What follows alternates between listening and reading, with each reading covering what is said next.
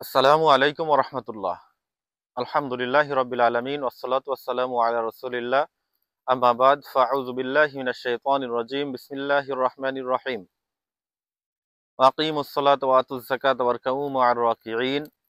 আলহামদুলিল্লাহ, শুকরিয়া আদায় করি মহান আল্লাহ তাআলা রব্বুল আলামিনের দরবারে যে আল্লাহ তাআলা রব্বুল আলামিন আমাদেরকে সৃষ্টি করেছেন, সুস্থ রেখেছেন। আজকের আলোচনার পর্ব আমাদের ফরজ নামাজের বিষয়ে। ফরজ নামাজ আদায় করার নিয়ম। আমরা অনেক সময় ৪ রাকাত অথবা ৩ রাকাত বিশিষ্ট নামাজ আদায় করি, সঠিক নিয়ম আমাদের জানা থাকে না। যেমন ফরজ ৪ রাকাত নামাজ অথবা ৩ রাকাত নামাজের জন্য প্রথম ২ রাকাতকে কিরাতের জন্য নির্ধারিত করা এবং পরবর্তী ১ রাকাত অথবা ২ রাকাত শুধু সূরা ফাতিহা পাঠ করা। এখন মূল কথায় আসি। প্রথম ২ রাকাতে কিরাতের জন্য নির্ধারিত করা, নির্ধারিত অর্থাৎ প্রথম ২ রাকাতে আমরা কিরাত মিলাবো, অর্থাৎ সূরা ফাতিহার সঙ্গে অন্য একটি দুটি আয়াত অথবা অন্য একটি সূরা আমাদেরকে মিলিয়ে আদায় করতে হবে, এটি নিয়ম। তো কিরাতের জন্য যে নির্ধারিত করা, এর মানে বিষয়টা এরকম না যে জামাতে দাঁড়ানোর আগেই আমাকে সূরা ফাতিহার সঙ্গে কি সূরা পড়বো এই সূরার নামটি আমাকে আগে থেকে নির্ধারিত করতে হবে, বিষয়টি এরকম না।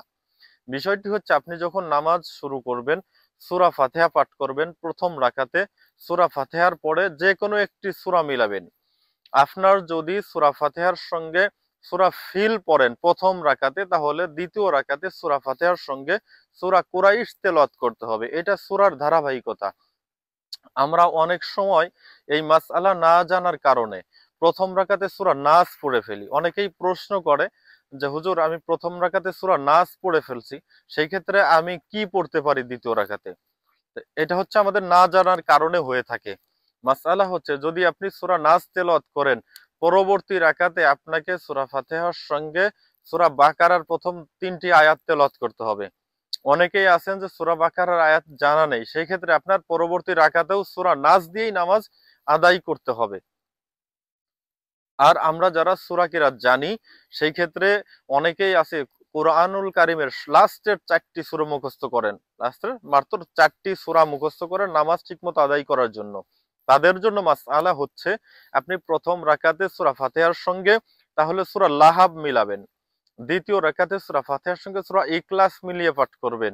এছাড়াও আপনি যদি মনে করেন যে সূরা ২টা জানেন, অনেকেই আছে শুধু ফালাক আর সূরা নাস জানে, অনেকেই আছে সূরা কাউসার এবং সূরা ইখলাস জানে, অর্থাৎ ইন্না আ'তাইনাকাল কাউসার এই সূরাটি জানেন।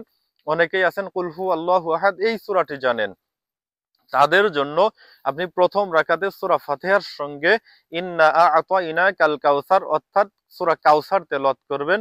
দ্বিতীয় রাকাতে সূরা ফাতিহার সঙ্গে সূরা ইখলাস অর্থাৎ কুল হু আল্লাহু আহাদ এই সূরাটি আপনি পাঠ করবেন। আর যদি কারোর শুধু দুটি সূরা জানা থাকে, যে সূরা ফালাক আর সূরা নাস, অনেকে আছেন ফালাক আর নাস নামে বুঝবেন না, আমি পড়ে বলে দেই।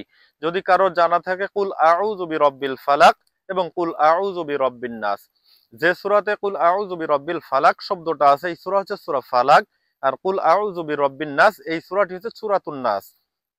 যদি এই দুটি সূরা কারোর জানা থাকে, তাহলে আপনি প্রথম রাকাতে সূরা ফাতিহার সঙ্গে কুল আউযু বিরাব্বিল ফালাক অর্থাৎ সূরা ফালাক দিয়ে তেলাওয়াত করবেন। দ্বিতীয় রাকাতে সূরা ফাতিহার সঙ্গে কুল আউযু বিরাব্বিন নাস অর্থাৎ সূরাতুন নাস পড়ে দ্বিতীয় রাকাত পড়বেন। যথারীতি তৃতীয় এবং চতুর্থ রাকাত শুধু সূরা ফাতিহা দিয়ে নামাজ আদায় করবেন। এটি হচ্ছে ফরজ নামাজের নিয়ম। আশা করি আমি আপনাদেরকে বোঝাতে পেরেছি। যদি নামাজের বিষয়ে কোনো তথ্য, কোনো প্রশ্ন আপনাদের থাকে, অবশ্যই আপনারা কমেন্টসে আমাকে প্রশ্ন করবেন। পরবর্তী আপডেটমূলক ভিডিওতে আপনাদের প্রশ্নের আলোকেই আমি নতুন একটি ভিডিও বানিয়ে আপলোড করব। ওই ভিডিও থেকে আপনারা শিখতে পারবেন। আমার ইসলামিক চ্যানেল ইসলামিক আমল ৭৮৬ অনুগ্রহ করে সাবস্ক্রাইব করে পাশে থাকবেন, বেল বাটনটি অন করে দিবেন। প্রতিটি ভিডিও ছাড়া মাত্রই আপনার কাছে সবার আগে পৌঁছে যাবে। আমার পাশেই থাকবেন। ধন্যবাদ সবাইকে। আসসালামু আলাইকুম ওয়া রাহমাতুল্লাহ।